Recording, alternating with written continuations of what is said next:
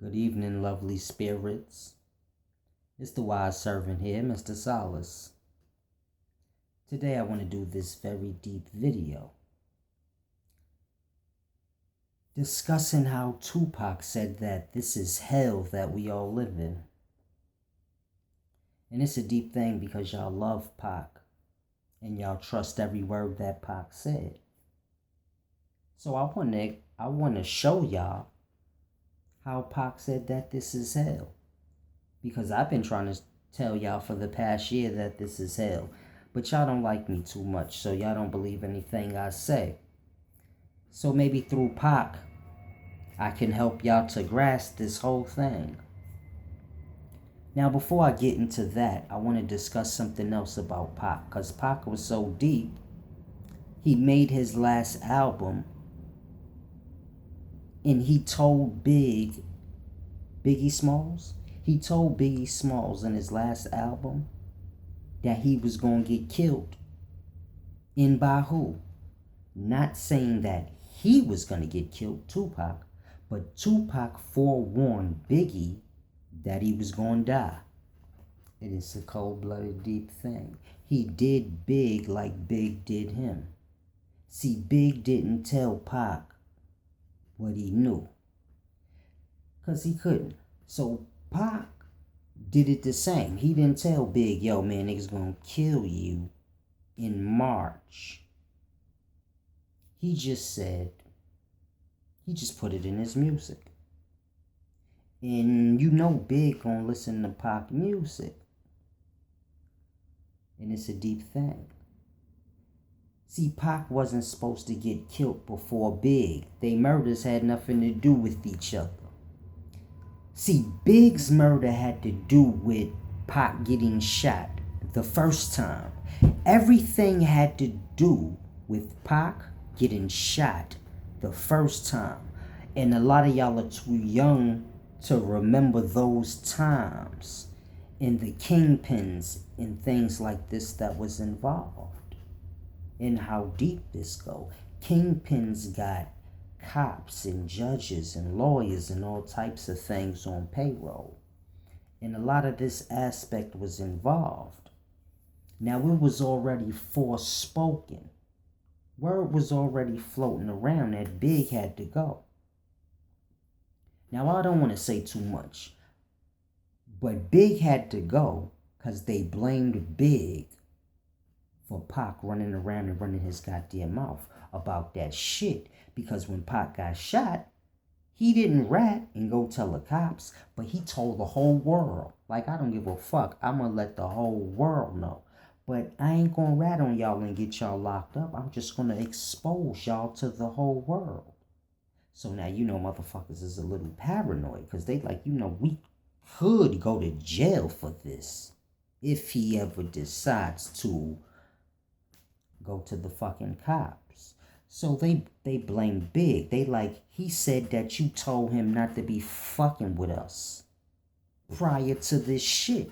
So, you know, somebody got to be the scapegoat. So Big was being blamed ever since Pac started going crazy, running his mouth about the big time drug dealers that were involved. I don't want to say no names, but Pac was running his mouth speaking down about big time kingpins from New York. And when he got shot, the robbery time, when he died, that had nothing to do with nothing. So just stay focused on when he got robbed and shot. When he got robbed and shot, kingpins was involved in this because he was running his mouth too much and he wasn't pretty much doing the way things go where, you know, kingpins call the shots, you pretty much do what the fuck they say. They don't ask you shit twice. And you know, Pac, he turn motherfuckers down, he voices opinion. Kingpins don't want to hear your motherfucking opinion about nothing. So they send the goons through, spank you out a little bit, maybe you get shot or something, whatever.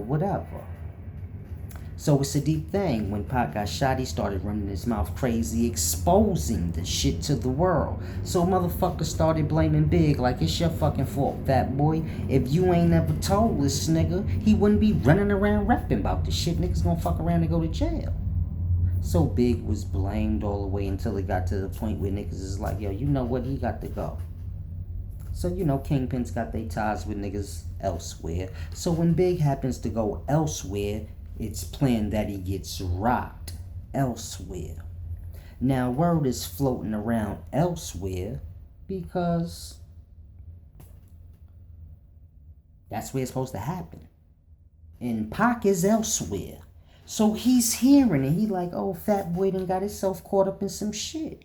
Because of the shit I've been saying. All this shit I've been saying about to get his head blowed off now. So Pac loving it. Like, yeah. So Pac put it all in his music. In one of his raps, he said, Big probably be murdered for the shit that I said. But he didn't say Big name. He said Puff named the room and then he went to Big. And said, probably be murdered for the shit that I said. Be the real, blah, blah, blah, blah. Y'all know Pac shit, but he was basically saying that Big was gonna get killed by his new friends. Y'all know Pac verse, so y'all know what I'm talking about in the song where he was like, probably be murdered for the shit that I said. He was talking about Big, and he was like, his new friends wanted him dead, and he was talking about the big time kingpin drug dealers. See, y'all gotta understand, Big had real street niggas from his block around him. Real gutter niggas. And these gutter niggas, when Big was rapping and shit, they were still in the streets doing they drug dealing shit, doing what they do. And they started connecting with big time motherfuckers, kingpin motherfuckers that run through New York City. And ties was made, and now Big got his crew from his block, that's gangster niggas. And he got this whole new element of kingpin niggas around. And now Big is in a certain kind of class of money himself. So now he got all this around him. And Pac know these motherfuckers too. They his peoples too. So, Big tell him, man, you don't need to be around them. And Pac like, wow, what happened? And Big like, I'm going to call you later and I'm going to tell you. And he never did. And so this is why Pac like, man, it's your fault, Big, because you ain't fucking tell me. And this all transpired into Big dying. See, Pac wasn't supposed to die before Big. Put it to you like that. Pac was protected by LA and LA niggas. So as long as Pac ain't never stepped foot back in New York, he was good to go. But if he stepped foot in New York, they was going off the nigga. This is why when him and Snoop Dogg and them came to New York and they was in the trailer and niggas shot the trailer up, Pac could not come to New York. Are you dead, nigga? Period. On site shit. But he was protected in LA. Niggas from New York can't go to LA and hit no LA nigga. Period. So you gotta grasp. There was no way to get Pac. He was protected by LA as long as he stayed in LA. So Pac was good. He wasn't supposed to get killed at no fucking specific time as long as he stayed his ass in LA. But Big, on the other hand, they already had him locked up and they already had him set up. And it was a deep thing because his day was already pre-planned prior to the Machiavelli album coming out. So Pac had in the Machiavelli album, which was going to be released the same month that Big was going to get his motherfucking top blowed off. It's a deep thing. Pac cold-blooded. Now, Pac got bodied on some gangbang shit that had nothing to do with nothing. He wasn't supposed to get killed. Or better yet, let's say, because I don't want to say that, because this shit is still, nothing happened. This is where y'all so lost in this whole Tupac thing. Y'all don't realize that nothing happened. Only one thing happened. Big got killed. And a whole bunch of other shit happened that never happened. So it's all still active. It's a deep thing. It's just like Pac couldn't come to New York and he was dead. Now Pac can't even reveal himself or he's fucking dead. But it's a deep thing. Y'all gotta grasp how deep this rabbit hole goes, and it don't go into the Illuminati stupid dumb shit y'all talk about. And this is how y'all get lost on the truth. Because this is nothing more than a soldier boy running with the gangs out in LA, how that wrote. This is a perfect story. The true Pac story is a perfect story for brothers like Soldier Boy, because that's truly what happened. Rolling with gang shit, but I'm not going to say Pac dead. like I said, this whole shit is still active. Meaning, those who got Big killed, they still right in y'all faces. What happened with Pac never happened. So just forget that whole incident. That right there was just... Pac wasn't fucking with nobody right before he died. So when he died around that time, he wasn't fucking with nobody. He was paranoid. He knew how ugly and cold-blooded shit was going. You know what I'm saying? He knew what was about to happen to Big. He seen how deep the rabbit hole goes and how niggas was getting money put on their head. He already had money put on his head, so he was pushing everybody away. So nobody was cool with Pac around the last 2 months before he died. Nobody. He wasn't fucking with nobody. He was just to himself. So he basically just went to Vegas that day to die. That's the only reason why he went. Other than that, he wouldn't have went. Because he already knew how crazy shit was getting. So Pac wasn't going nowhere. You seen in his interviews, he was saying, man, I'm paranoid. Niggas is giving me death threats and all type of shit. And Big was saying the same thing. Motherfuckers is calling me, giving me death threats. Big knew he was going to die. But it didn't have nothing to do with Pac. That's why Big never said, oh, niggas is calling me, threatening me, because they think I did something to Pac. They all knew what was up. Same way word got to Pac that Big was going to get lined up. Big is feeling it. He's knowing. Niggas is expressing to him like it's your fault, nigga. He running around masquerading, exposing this whole shit, calling niggas names out. Because he said Haitian Jack, Jimmy Henchman. He said mad niggas' names in his song. Y'all don't be listening. He said, promise to pay back Jimmy Henchman in due time. I know you bitch niggas is listening. The world is, but y'all don't listen to the names. Y'all just be like, oh, that shit was hard how he said that. But he's saying niggas' names. He's telling everything that happened that day when he got robbed. He told everything in that whole Machiavelli album. He told everything that transpired to Big getting killed. That's what that whole album was about. What transpired to Big and his motherfucking brains blowed out. And he's telling the nigga what's going to happen to him. So when Big is listening to it, Pac's so cold-blooded. In that album, he's basically telling the niggas that got him robbed and shot in the lobby. And that, because the same motherfuckers that got him robbed and shot is the same niggas that got Big killed. It's so cold-blooded and deep. But Pac did the Machiavelli album telling them motherfuckers, I ain't dead, nigga. I know everything. Grasp by cold-blooded. Because when they listening to that album, it ain't the same album y'all hearing. They like, what the fuck? This nigga's still here. Because you got to grasp, when Big listening to Pac album, they dropped the Machiavelli album 2 months after Pac died. So let's say November, December 96. Big is listening to Pac album and he's hearing how Pac is saying he's gonna get killed because he fucking with them niggas that got him robbed. Big's hearing it like, yeah, he probably be murdered for the shit that I said. And Big in his mind probably like, what the fuck is going on? So it's a deep fucking thing. Y'all know at the end of Big Life, he was losing his fucking mind. Y'all seen his interviews? He was paranoid the fuck out his mind. Because wild crazy shit was happening. Pac was dead. Pac was calling this nigga, fucking with him. It was so deep. It's a deep thing. I got inside sources on all this shit. And you know I ain't lying because everything I'm saying makes perfect fucking sense. But it's a deep thing, man. Pac album was supposed to come out in March, right before Big died. But they dropped that shit early since Pac died. They like, fuck it, this shit, we gonna drop this shit right now. But if you go back and listen to that Machiavelli album, man, Pac told fucking everything. Not only did he tell niggas that he ain't dead, and that he set the whole death shit up.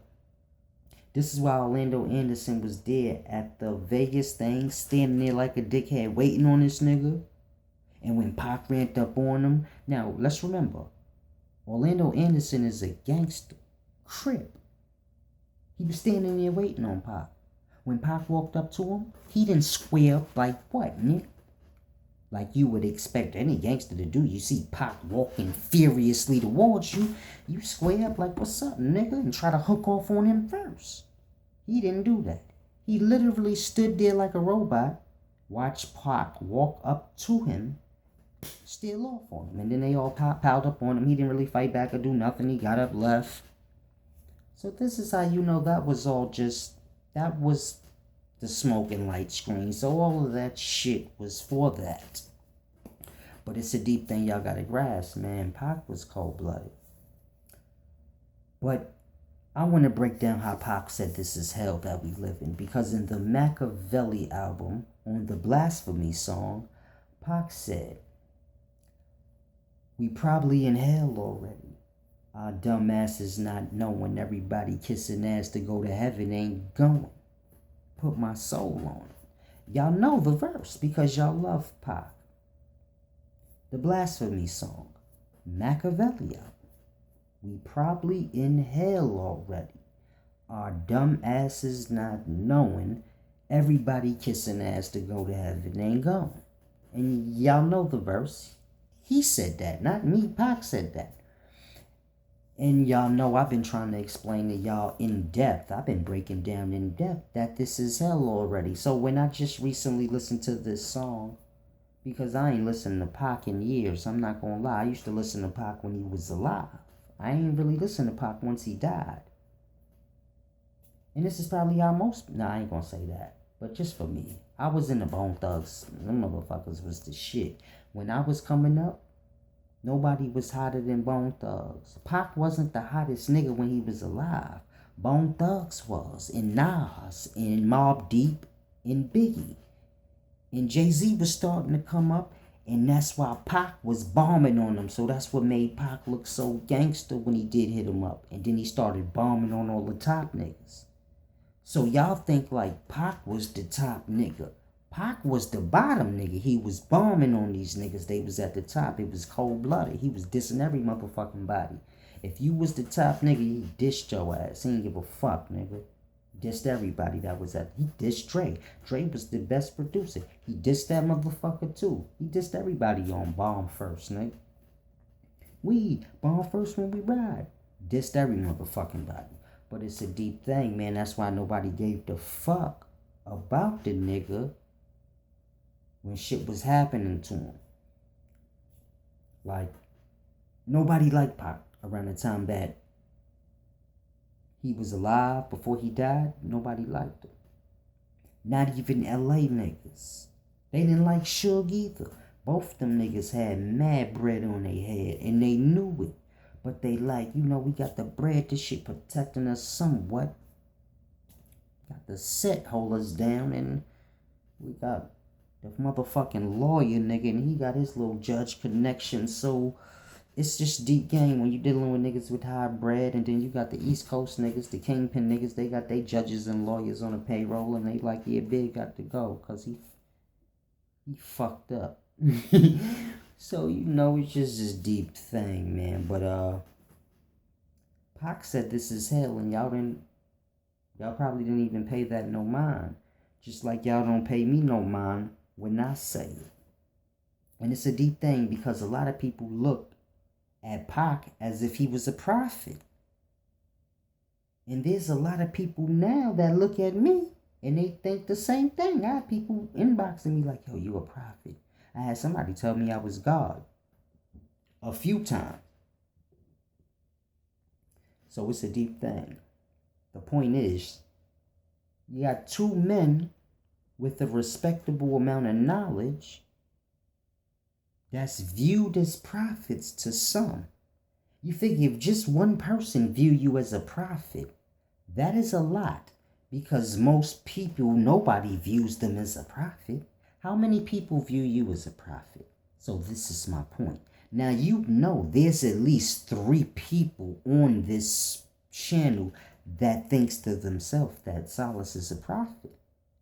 So this is why I say that, to let you know that This is hell, and you can't never say you didn't know. Because two men who are viewed as prophets in your life told you this is hell. And you didn't pay neither one of them any mind. One you didn't like, his name was Solace. The other one's name was Tupac, and y'all loved him, but y'all didn't pay him no mind either when he said it in his song also. Now, Pac didn't say it was hell, but he insinuated, man, I'm not sure what this is, but it's probably hell.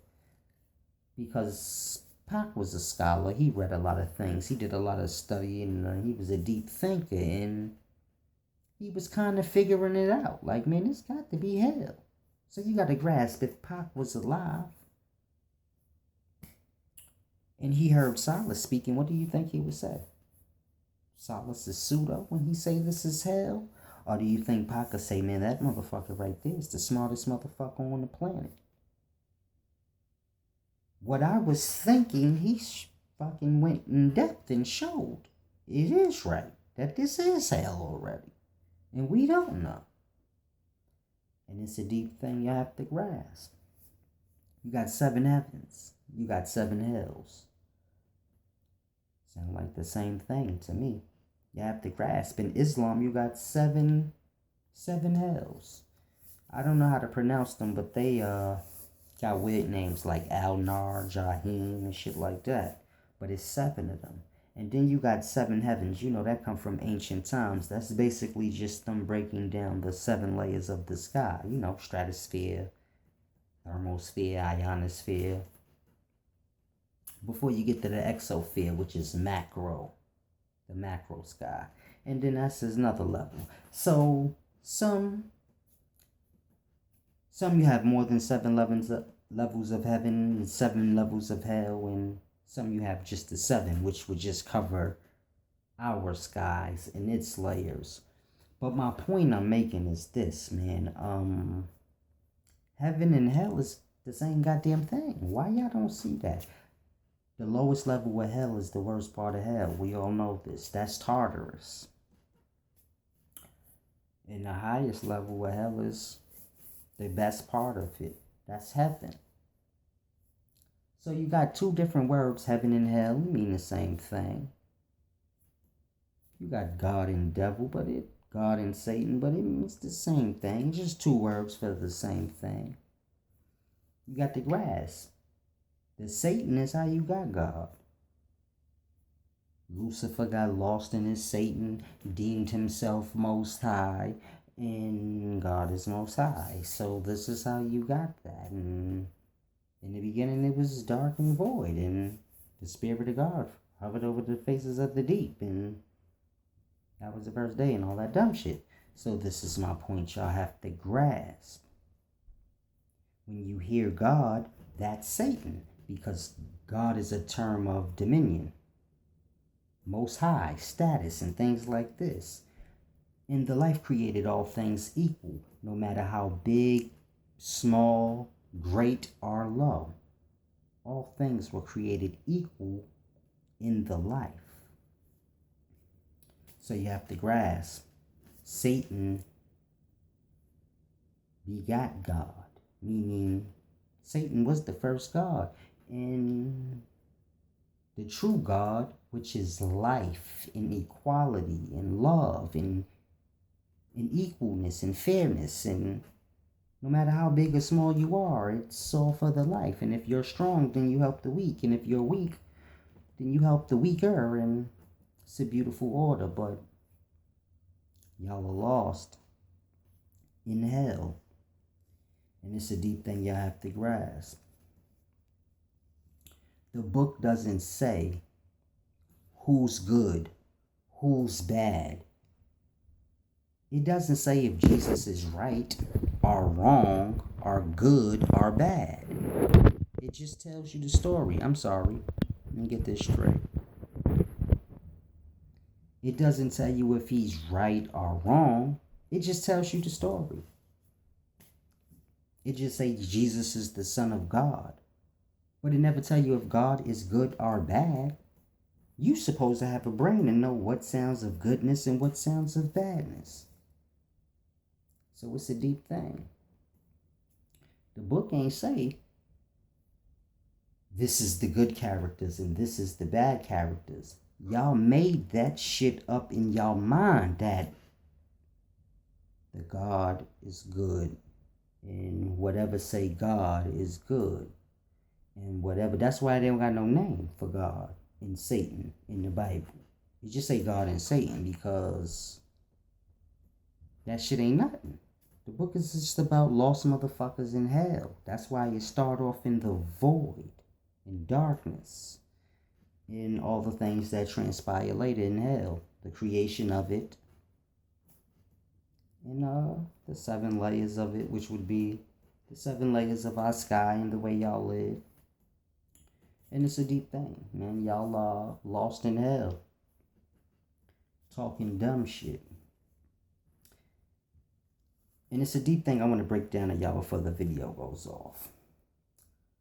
Why the young don't respect the elders. Because we have this problem in today's times. The young don't respect the old. And it's a simple reason for that.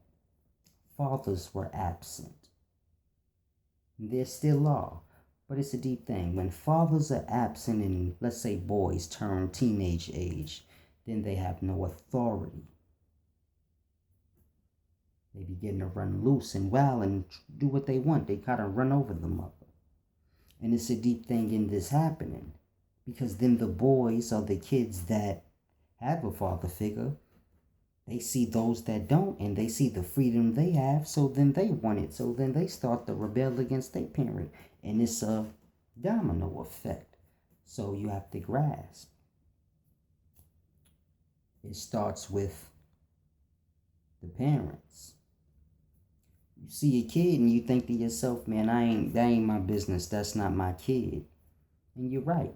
But he might be hanging with your kid and they gonna rub past that shit right on off on your kid. So you gotta think.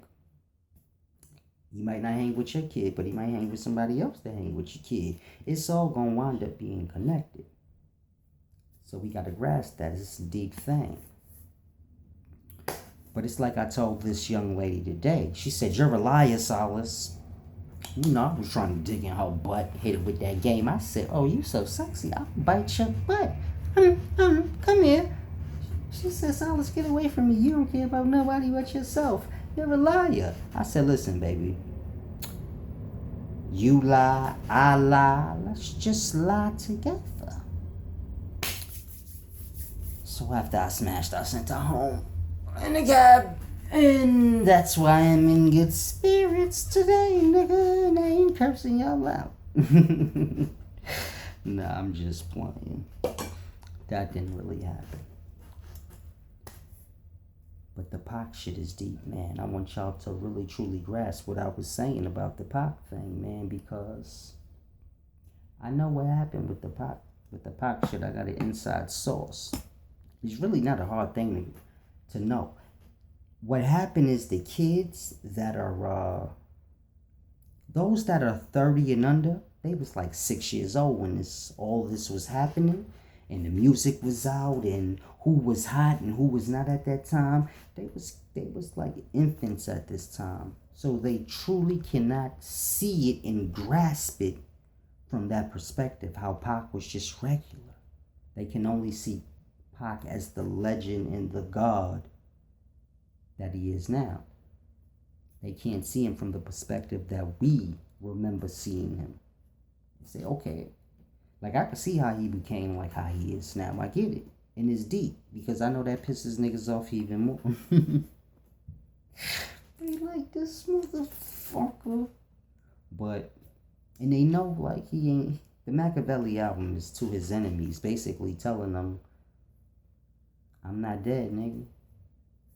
Watching y'all niggas, haunting y'all niggas in the shadows. So they be listening to his album like, where's this nigga at, man? So I can finish this nigga the fuck off. It's a deep thing, man. Y'all gotta grasp. It's cold-blooded. But, like I said, man, I got the inside sauce on this shit. On second hand, no, I don't. I'm just bullshitting. I made all this shit up just now. It's a deep thing. It's a beautiful thing how the mind works, and you can just. This is how y'all make up shit. Anyway, I'll holla. I got to go.